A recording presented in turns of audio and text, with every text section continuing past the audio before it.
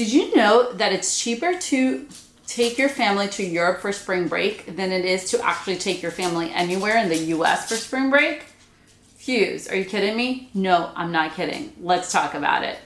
Hey guys, Fuse here from Fuse Travels, and I've been to Europe 9 times and I've taken my family twice out of those 9 times. So the number one tip is to really book your flights as soon as possible. The great thing about flying to Europe during spring break is that it's still shoulder season. So anything before Easter, the flights will be cheaper. For example, before we were even able to find flights from either Fort Lauderdale or Miami, more from Miami, for less than $600.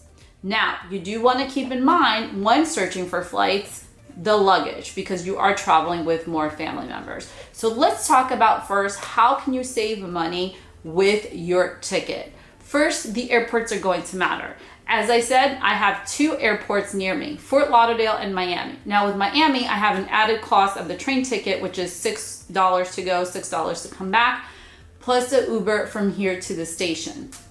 Plus the time, right? So it's gonna take me an extra 1.5 hours to 2 hours before I have to be in the airport. So I need to keep all these things in mind.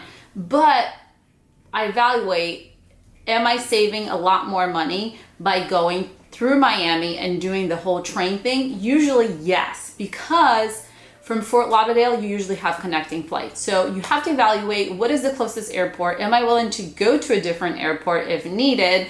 And what other things matter for me? So maybe the check luggage really matters for you. So us, we'd love to save money on our flights and even hotels, and then we rather spend money on the experiences, food, wine, etc.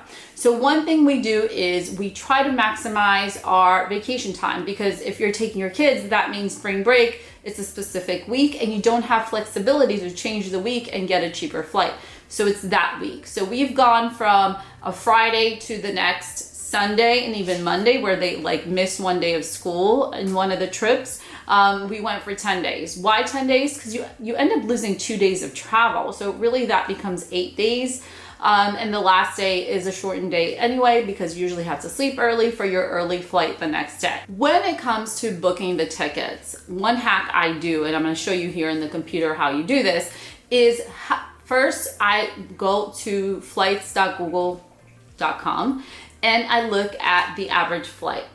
And again, like I said, I'm trying to keep it under $700. So I usually do find something around the 600 or high 500s, but then I have to check if there's an added fee for luggage. Then I look at the routes, like, are these connecting flights? Are they direct? Because I'm always trying to find a direct flights to maximize the time once I get there, so I don't lose all that time with the connecting flight. So I look at the flights available, and sometimes, since it is shoulder season, there won't be a direct flight. So I keep that in mind.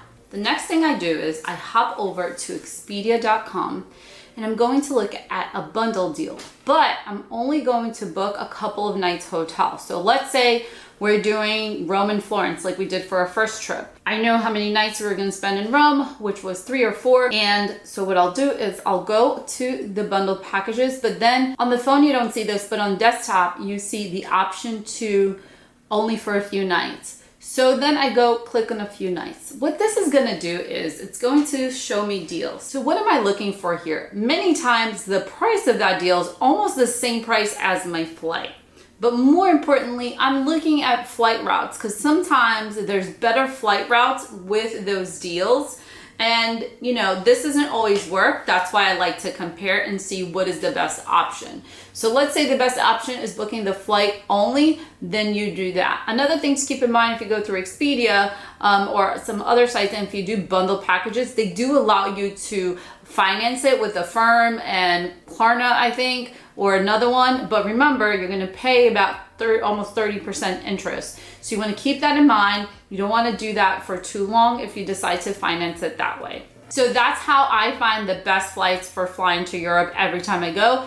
That's exactly what I do. I compare and look at my dates, look at what's important for me. So it's up to you to evaluate what's important for you, what you're willing to do or not do as far as saving money on your flights. Also, for those of you that use points, that's another great way to save money on a spring break trip. So my husband and I were not at that level yet where even though we travel so often, we don't have a great travel credit card. That's our goal for this year. So I'm excited to learn more about miles. But there's some amazing people that you can follow online, and I'll leave down below some people you can follow if you want to learn more about that. All right, the next tip is carry-on only. If you're only going for a week or even 10 days, I strongly suggest that you do carry-on only. Because if you've ever traveled to Europe, maybe you haven't, those cobbled street stones and carrying huge luggage is gonna be a problem. Now, I totally understand if your kids are smaller, you're gonna need strollers, you're gonna need more things.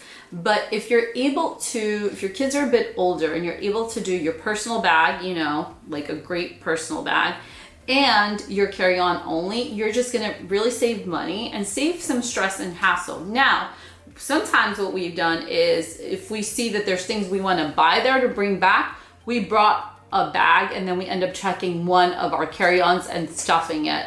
So that works for us. And we've even considered buying a bigger bag if needed. Let's say there's great deals on wine or souvenirs or something that happens that we have to bring things back. So we prefer to leave that up in the air and save some money on the front end. Accommodations. Now, if you're going with a family, which is what this video is about, you're going to need more of like an apartment. I personally don't book through Airbnb because I always felt every time I've compared, there's always like the cleaning rates and the high rates, they just don't work out for me. Instead, I go to Expedia, I go to booking.com, and I'm looking for good reviews, good location, and I'm looking for a great price. I tend to be a bit on the budget side and cheaper when it comes to accommodations. I don't need bougie. Why? Because I'm really not staying at that hotel. It's not like a resort going to Cancun. I'm going to be out all day and the hotel is really only for sleeping. Obviously, comfort is going to matter. So here's a hack that I do for finding the best accommodations. You really want to sort through the reviews and you want to make sure, very important, listen to me, if you're traveling to Europe, you want to make sure there are elevators. Because I've made this mistake like 3 times and it is no fun going up 4 flights of stairs. And when somebody says it's on the first floor in Europe, that means it's on the second floor because the first floor for them is 0. Ground floor is 0, then it's 1, 2, and 3. So you want to look at that. For us, we are not the type of person that we're willing to save on hotels to stay further away. We do not like that. We don't like the stress and the commute or taking the metro. We like to be centrally located or at least within like a 15-minute walk, 10-minute walk. So we don't go out of our way to stay really cheap. But we tend to stay around, when it's just my husband and I, around 90 euros, 80 euros a night. When we went with the kids, obviously that like doubled because we have 5 people. It's not like it's 4 and we needed to stay in an apartment. So it was around 200 euros a night, which is still affordable compared to the US. In the US, you get that for a standard room sometimes where you go. Like we're going to Orlando now and our room is going to be like 180 and it's nothing spectacular. So we're talking about like apartment with a kitchen. Another thing to keep in mind when looking at these apartments is look at the photos. If it says that it can fit 6 people, but you're not seeing enough beds, more likely they have great sofa beds. I also in the reviews look at like the comfort of the mattress because sleeping is going to be important to me. Many times the bathrooms are not that great, to be honest. So I usually don't have high expectations for the bathroom, but I also look in the reviews if they were like great, great water. Our number one thing though, when booking accommodations is location, location, location. We want to be centrally located or at least close to like the metro, especially if we are taking the subway from the airport or something like that, which is the next tip. You can save some money by taking public transportation from the airport. Sometimes not as easy because we tend to land there at 6 in the morning. So with family, we have paid for transportation, which varies between 60 and 70 euros. But sometimes we'll pay for it to come. And then if we don't have an early flight to come back, we'll save and do the public transportation route. Europe has amazing public transportations. So in this tip on getting around Europe, now most likely you're not gonna have to take the lift. A lot of the cities are walking cities or they have the subway. For example, in London, which is a pricier place to go, they did have the bus ticket was around, I don't think you pay more than €7 a day, and you're able to use that pass fully. So when looking at transportation, you want to see if the city has any city passes, if it's going to be worth it. So for example, the hop on, hop off bus for a family of 5, to me, it's not worth it because it's for a day and it's like 5 times, I don't know, $30, so $150. No way. Like, we can save so much money by using just a regular public bus. And if you ride the bus in Italy, make sure you do put your ticket through, even though everyone else is not putting their ticket through, is because they have like a monthly pass. So depending on the country that you go, there are also these passes where you can save on transportation. For example, if you're visiting Portugal, I recommend you calculate the Lisbon card. So one day of our Portugal trip, which was our next trip that we went to Lisbon and Seville, we did the Lisbon card for 24 hours because when I calculated the entrance fees of the places that card gave us and the transportation, it was cheaper than individually booking those things. We only did it for 24 hours. So you really need to do the math. See how much the card, and all the major cities have cards like that, and they could be great because they save you, they allow you to enter some museums for free, or it's a discount rate, and then the transportation is included because transportation does add up also if it's 5 people. So for example, when we were in Lisbon, we weren't gonna take that yellow tram everywhere because it's $3.50 one way. $3.50, you know, so that's like 16, 17 euros for one trip. So imagine doing that 3-4 times a day, so that can add up. Instead, we just took the regular bus, which was way cheaper. So there are many ways that you can save in transportation. I like to compare the cards and the different options the city has to offer. Going back to accommodations though, you want to make sure that you set a budget, right? You want to start with your overall budget. If you know your flight's around 600, then you're going to say, let's say it's $250 for your hotel if you want to stay somewhere nicer. That's another way for you to budget. Last but not least, food. Food. Now, food with teenagers can add up. I got some hungry teenagers, you know what I'm saying? Here's a tip. You want to book that accommodation that has a kitchen or a kitchenette, definitely a fridge. Go to the local supermarket. I'm always like astonished at how cheap things are. Like water is like 80 cents. Beer was like cheaper than a Coke. So go to the store and get snacks for your kids. Get drinks for you, especially at night. And, you know, we even decided to cook, I think, 2 nights. And, you know, if we were tired of eating pasta and my kids wanted like beef or you know, some Brazilian food. So you might want to cook in for one of the nights, okay? So you definitely want to hit up that supermarket because it's super affordable. It's going to help you save money. You can take snacks along the way. Now, what a lot of people also do in Europe is for lunch, either have breakfast at their accommodation, which might be included, breakfast at home, where they buy the things for, which we also did in Portugal. We bought things for our own breakfast at home and saved some money that way. And then for lunch, you're eating more like a sandwich or something kind of street food and carry on, and then really save your budget for dinner for a night.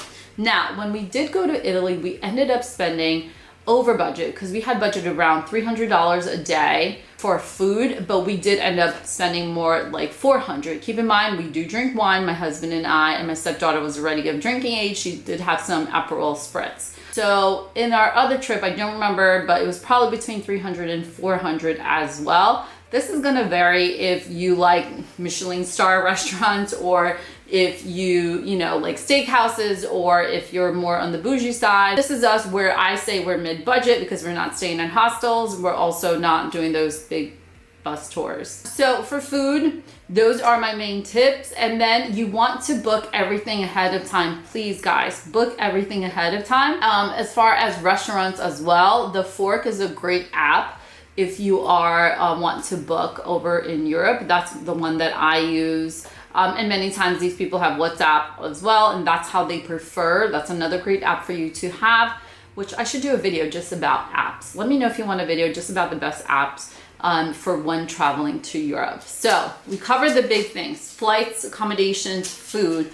Other things are like, there's a lot of free things to do as far as walking and activities. You really want to decide what you're willing to pay as far as activities. So for example, we don't go to every museum, that's not for us, but we know there's certain things that are a must. Like we love the Vatican Museum. For us, that's a that's a great investment. So you really want to evaluate which buildings, you know, which monuments or landmarks you're willing to pay. And again, with some of the city cards, you might just find a great deal, and you're able to see a lot of things in one day.